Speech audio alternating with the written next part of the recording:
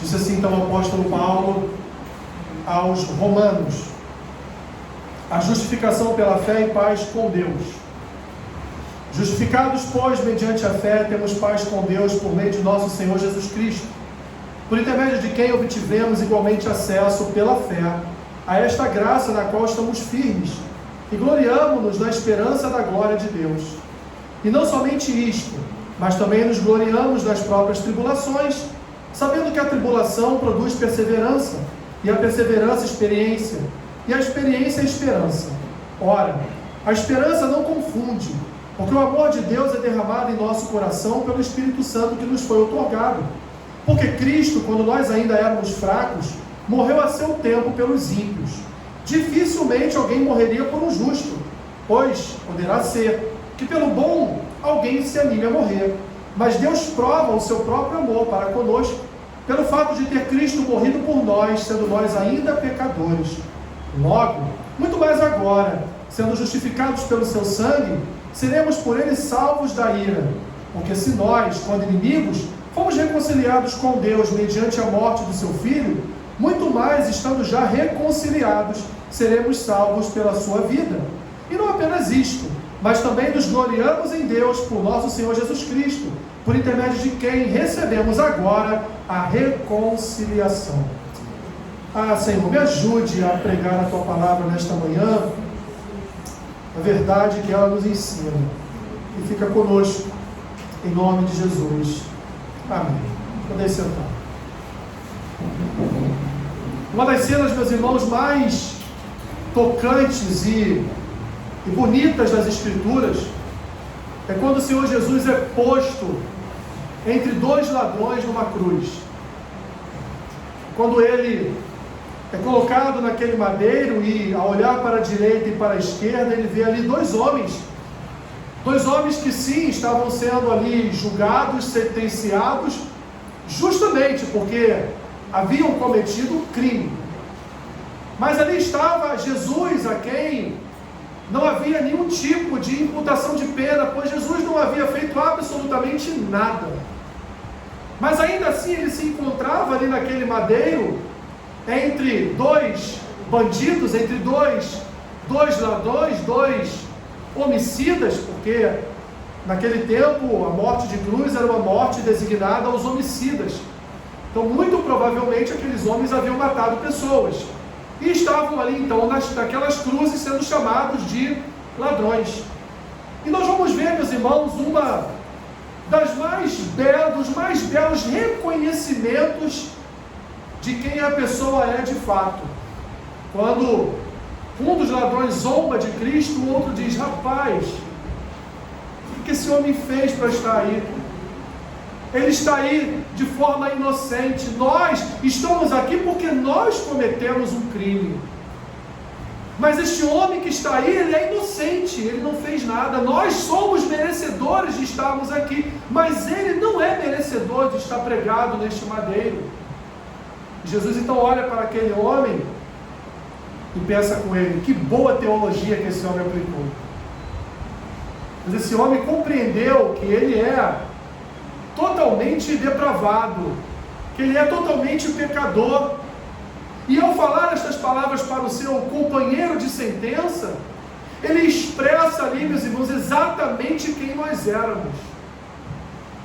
Ele não só expressa quem nós éramos, mas ele também expressa do que nós precisávamos. Porque o próprio Senhor Jesus promete a ele que naquele mesmo dia eles teriam um encontro no paraíso, teriam um encontro na eternidade. E por que Jesus fala para um que teria um encontro com ele na eternidade, mas não fala para o outro? Porque aquele homem que defendeu a Cristo na cruz se arrependeu de quem ele era. Ele reconheceu quem ele era: inimigo de Deus, rebelde, culpado e, portanto, merecedor de estar naquela cruz, merecedor da morte de cruz, como, meus irmãos, todos nós um dia fomos merecedores. As Escrituras nos ensinam que nós estávamos separados de Deus por nossas iniquidades, pelos nossos pecados. Isaías 59, versículo 2 diz assim: mas as vossas iniquidades fazem separação entre vós e o vosso Deus, e os vossos pecados encobrem o seu rosto de vós, para que vos não ouça. Nós vamos ver ainda no contexto de Isaías, que Deus não estava mais ouvindo a oração daquele povo pecador, daquele povo idólatra. Deus não estava mais se agradando das suas festas de lua cheia, das suas festas de lua nova. Deus não estava mais se agradando dos seus sacrifícios. E por quê? Porque aquele povo não se arrependia dos seus pecados, porque aquele povo não reconhecia quem eles eram. Imagine, meus irmãos, estarmos separados de Deus por causa dos nossos pecados. O que seriam nossos pecados? Seriam abismos? Qual seria a profundidade desses abismos? Lembre, meus irmãos, lembre que nós ofendemos a Deus, um Deus eterno, santo e infinito. Paulo está dizendo aqui aos Romanos, ele já disse no capítulo 3, depois ele atravessou todo o capítulo 4, para chegar no 5 e confirmar sua palavra do capítulo 3, onde ele diz: não há uma só pessoa justa diante de Deus. Não há uma só pessoa boa diante de Deus. Se não for pela fé, se não for pela graça, se não for pela justificação de Deus sobre as nossas vidas, não há uma só pessoa boa, cheia de graça, cheia de amor. Paulo então ele apresenta um quadro, tanto a gentios quanto a gregos, que estavam ali brigando, lutando entre si, para saber quem era merecedor da graça e do amor de Deus. E Paulo diz: na verdade, nenhum de vocês. Na verdade, vocês não merecem nada, porque tudo que Deus tem nos dado, tudo que Deus tem trazido para nós, são coisas imerecidas. Sua graça, seu amor, sua salvação, sua justificação, sua sentença de absolvição, tudo isso, meus irmãos, é imerecido. O que estava destinado para todos nós era a condenação eterna, era o lago de fogo e enxofre. Era isso que estava destinado a cada um de nós. E Paulo explica isso no capítulo 3, e agora no capítulo 5, meus irmãos, ele volta ao tema, dizendo: olha, diante de todo o quadro de desgraça da natureza humana que eu coloquei diante de vocês, só há uma forma da salvação vir sobre a vida do homem: é mediante a graça e a fé que vocês serão justificados. Não há como ser alcançado pela justificação de Cristo, se não for, meus irmãos, mediante a fé e mediante a graça. Estávamos todos nós perdidos, estávamos todos nós, meus irmãos, na classe de inimigos, no grupo de rebeldes contra Deus. Mas ao enviar o seu Filho, que não mereceu passar pelo que passou, Ele levou sobre si cada uma das nossas iniquidades, para que pudesse, em vitória sobre os nossos pecados, anunciar sua justificação para as nossas vidas, anunciar sua justiça sobre nós. Deus hoje, quando olha para o seu povo, quando olha para a sua igreja, Ele vê a justiça de Cristo sendo manifestada em cada um de nós. Que maravilha, meus irmãos!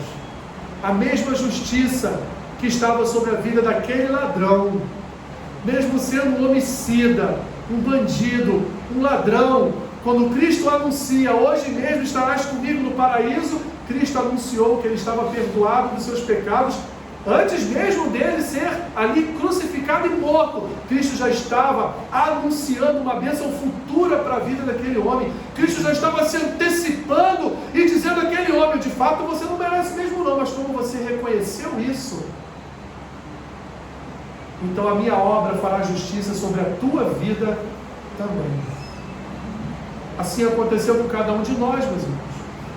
Paulo explica todo este processo da justificação, e ele explica de que forma, meus irmãos. Em primeiro lugar, ele nos apresenta uma graça, a graça que nos leva à justificação, a graça que nos conduz à justificação, um caminho de graça que nos leva à justificação através da obra de Cristo. De que forma ele nos apresenta essa graça, meus irmãos, dizendo a nós: olha, para você conhecer a graça, primeiro você tem que saber quem você é. Você era culpado, você era incapaz e você era um rebelde.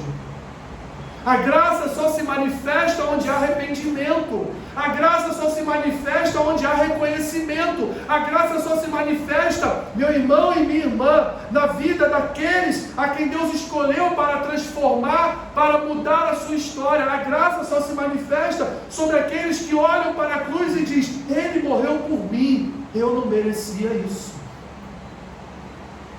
Ele se doou por mim, eu não merecia isso.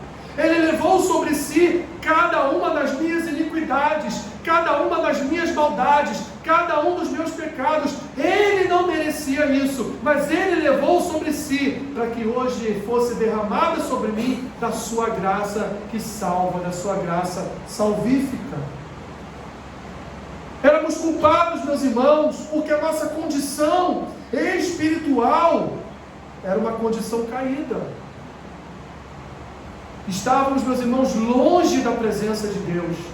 Estávamos longe da habitação da casa do Pai. Estávamos como judeus e gentios aqui, estávamos também perdidos. Como Paulo vai dizer, meus irmãos, em Efésios, nós estávamos, meus irmãos, nós éramos inimigos da cruz de Cristo. Como ele vai dizer também em Gálatas, nós éramos pessoas pecadoras que fazíamos o mal diante de Deus todos os dias, em nossas ações, em nossos pensamentos, em toda a nossa vida. Nós éramos culpados e éramos nós que deveríamos estar naquele madeiro. Todos, meus irmãos, estávamos debaixo da ira de Deus, pois todos nós éramos igualmente culpados. Mas não só isso, não só culpados, mas nós também éramos incapazes, meus irmãos. Incapazes de quê, Alessandro? Incapazes de nos auto-justificar com Deus. Olhe para a vida de Davi. Davi era um homem que reconhecia, e ele vai expressar isso muito bem no Salmo 51, ele sabia quem ele era. Então em nenhum momento Davi se chegou diante de Deus e tentou justificar o fato de ter mandado Urias para a guerra para morrer. Davi não fez isso. Davi se arrependeu dos seus pecados. Davi sabia o homem mau que ele era.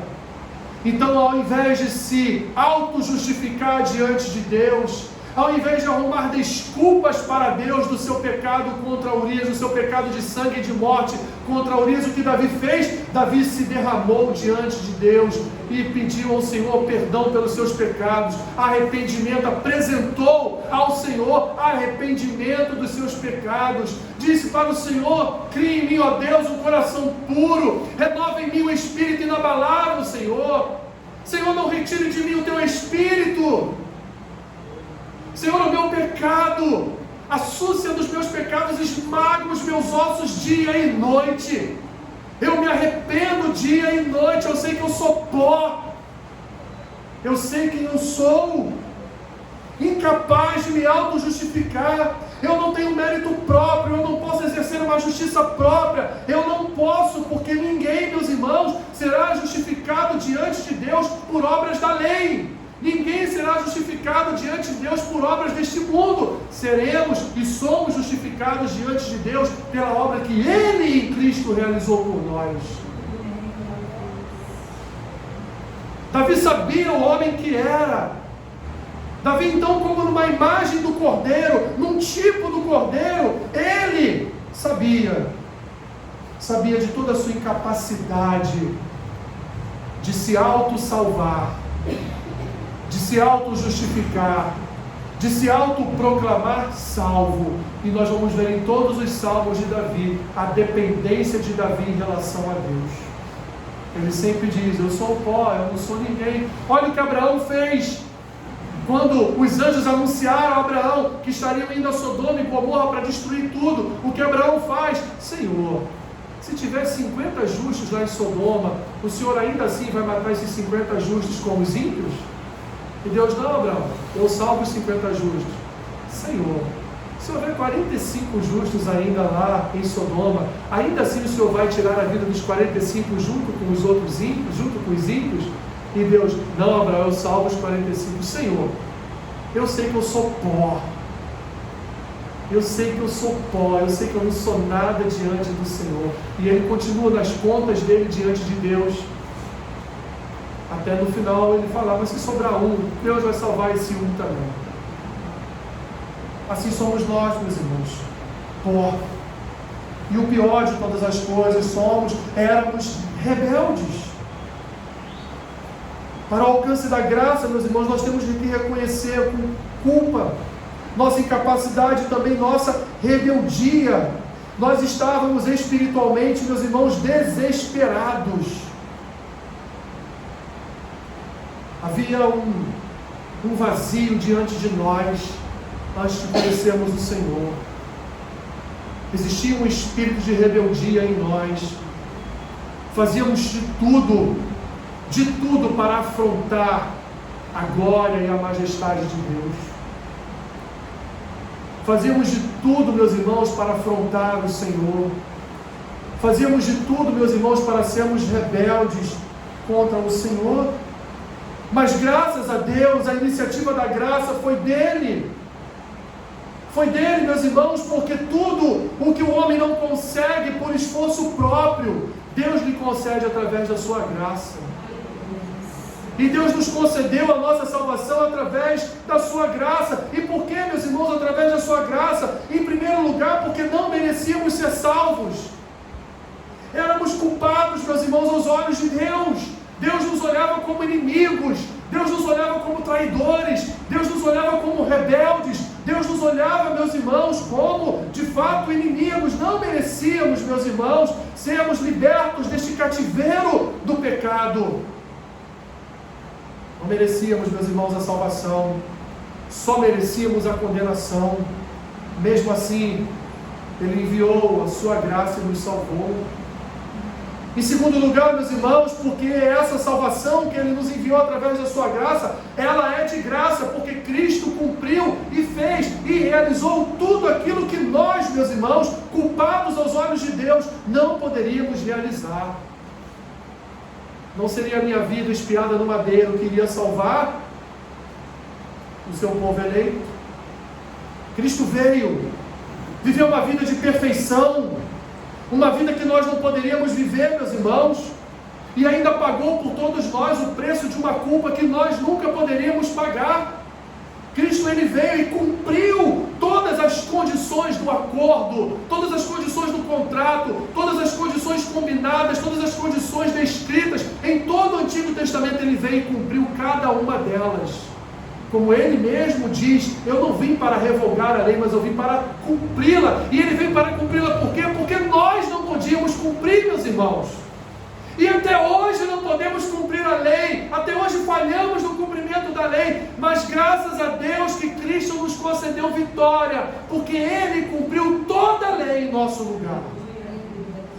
E quando Deus olha para nós hoje, santos, puros, Ele olha para nós, mas vê em nós a imagem daquele que cumpriu toda a lei. Ele vê em nós a imagem do Filho, vê em nós a imagem do Cordeiro, vê em nós a imagem do sumo sacerdote, daquele, meus irmãos, que estabeleceu sobre nós uma nova aliança no seu sangue.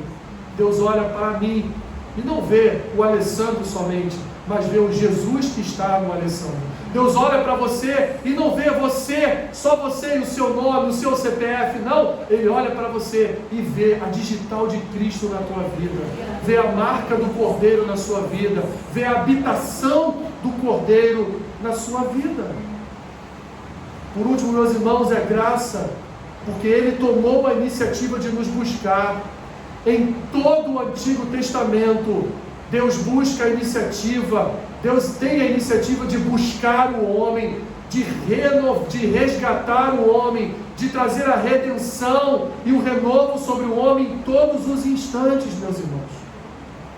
Porque nós éramos fugitivos, éramos como aquela 100ª ovelha desgarrada do aprisco, que Cristo deixou as 99 guardadinhas e foi lá te buscar. Foi lá te resgatar, para que você voltasse no aprisco. Quem nos encontrou primeiro foi Ele, meus irmãos. Não fomos nós que encontramos a Cristo. Não fomos nós que encontramos a Deus, Ele nos encontrou primeiro. E glórias a Deus por isso, que Ele tenha me encontrado primeiro, porque se eu encontro Ele primeiro, eu morreria. Mas Ele me encontrou primeiro, e ao me encontrar em primeiro lugar, Ele me lavou, me regenerou e me salvou para o encontro com Ele. Ele me limpou para me encontrar com Ele. Ele me lavou para ter um encontro com Ele, e me lavou no sangue de Cristo, me lavou na obra de graça do Cordeiro.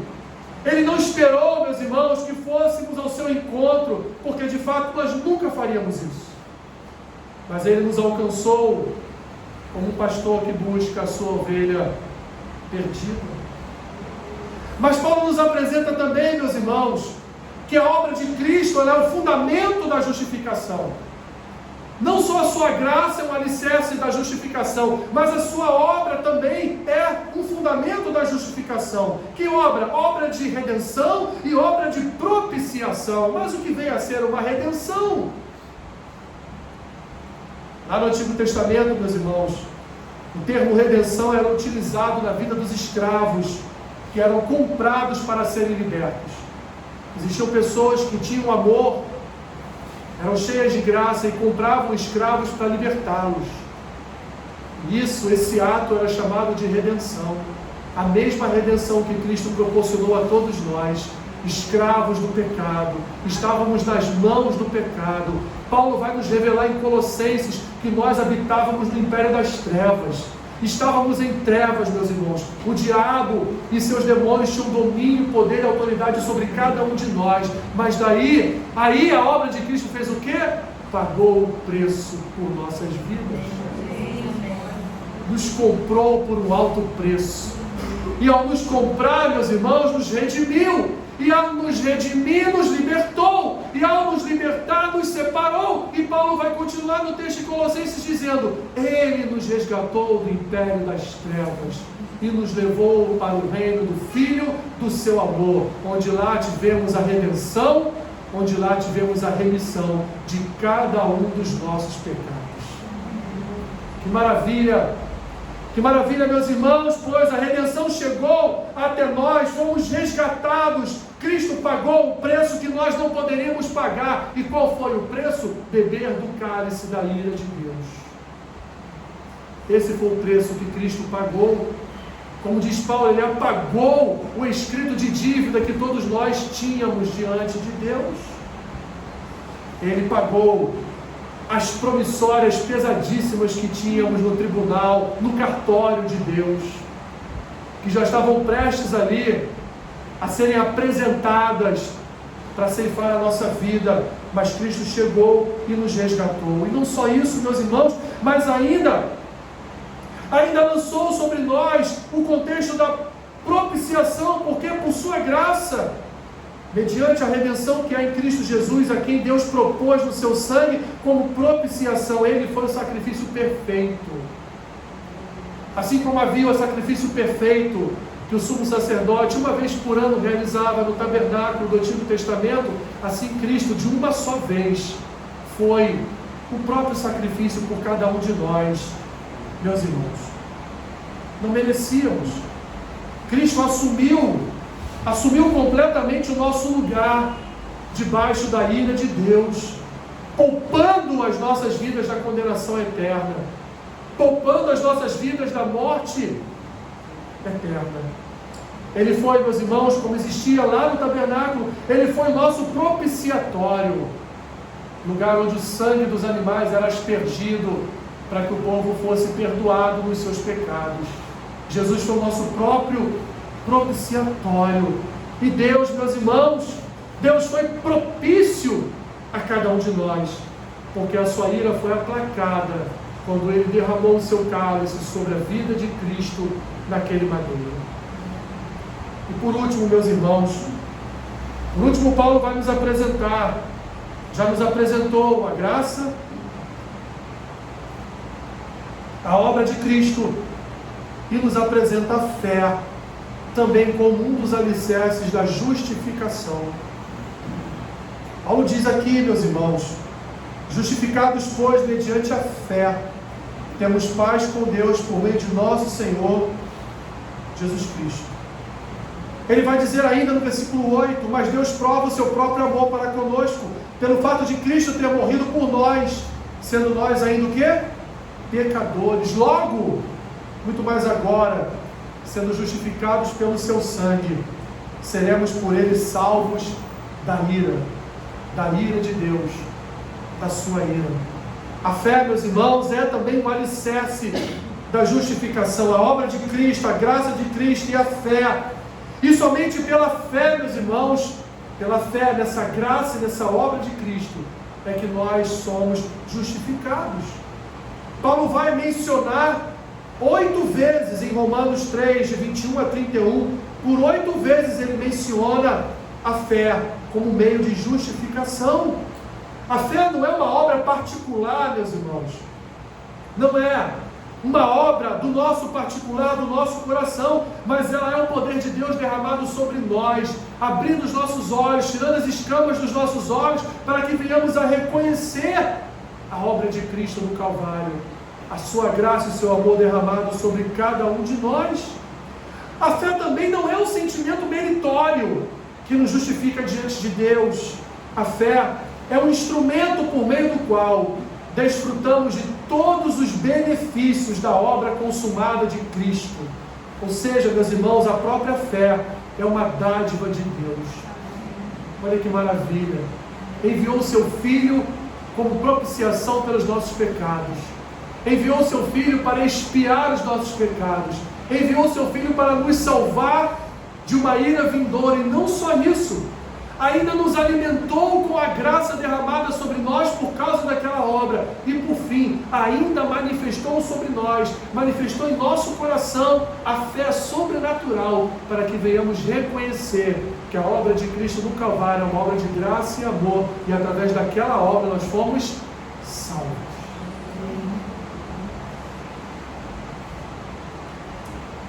A fé, meus irmãos, é o nosso estender de mãos vazias para receber o presente da salvação que há somente em Cristo. Em resumo, meus irmãos, não éramos merecedores de estarmos aqui nesta manhã. Não éramos merecedores de participarmos da comunhão do pão e do cálice. Não éramos merecedores de nos assentarmos à mesa com Cristo. Não éramos merecedores, meus irmãos, de nos manifestar em oração diante de Deus. Porque enquanto pecadores, como foi também nos tempos de Isaías, Deus não ouvia, e não ouve até hoje a oração de um pecador, a não ser que seja uma oração de arrependimento.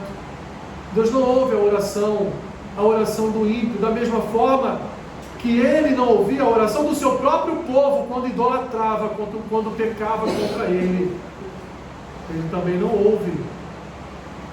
Não éramos merecedores, meus irmãos, da salvação, do amor de Deus, da vinda do Senhor Jesus, da vida do Senhor Jesus, da obra do Senhor Jesus, da morte do Senhor Jesus, do ressuscitar do Senhor Jesus. Não éramos merecedores de nada disso. E por que então fomos alcançados por tudo isso? Porque Cristo nos amou, mesmo antes do mundo ser fundado, como diz o apóstolo João. Porque antes de tudo ser feito, antes de tudo ser criado, Ele já derramava da sua graça sobre a vida do seu futuro povo. Ele já amava você, Ele já amava o seu povo, Ele já tinha um amor de se manifestar na vida do seu povo. Ele já queria realizar as suas obras através da vida do seu povo. E é por isso, meus irmãos, que nós fomos alcançados por sua graça, fomos alcançados por esta fé sobrenatural, fomos alcançados pela obra de Cristo, no sentido de, então, hoje, diante de Deus, fomos feitos justiça, fomos absolvidos diante do Senhor. O sangue de Cristo aspergido sobre as nossas vidas nos garante, meus irmãos, nos garante a absolvição e nos garante uma vida eterna com Deus. Assim como o ladrão daquela cruz, ou os ladrões daquela cruz, nós temos, meus irmãos, duas opções. Ou olhamos para Cristo como um deles e não entendemos a sua morte, não entendemos o porquê da sua morte, ou como o outro, olhamos para Cristo e entendemos que a sua morte e ressurreição era necessária para que eu não fosse morto definitivamente, para que eu não viesse a sucumbir com os meus pecados, com a minha rebeldia, com a minha culpa, com as minhas iniquidades diante de Deus. Vamos nos assentar à mesa hoje com Cristo, reconhecendo, meus irmãos, a nossa fragilidade, reconhecendo a nossa fraqueza, reconhecendo que nós já fomos culpados diante de Deus e não podemos voltar a ser culpados, pois precisamos todos os dias dessa graça, desse amor, dessa obra, do sangue de Cristo derramado sobre cada um de nós. Senhor, éramos culpados, mas o Senhor, através de Cristo, nos atribuiu inocência. Éramos para sermos condenados, Senhor, no tribunal celestial, mas através de Cristo, nosso advogado, não só fomos defendidos, como também fomos absolvidos. Obrigado, Senhor. Obrigado por essa graça maravilhosa.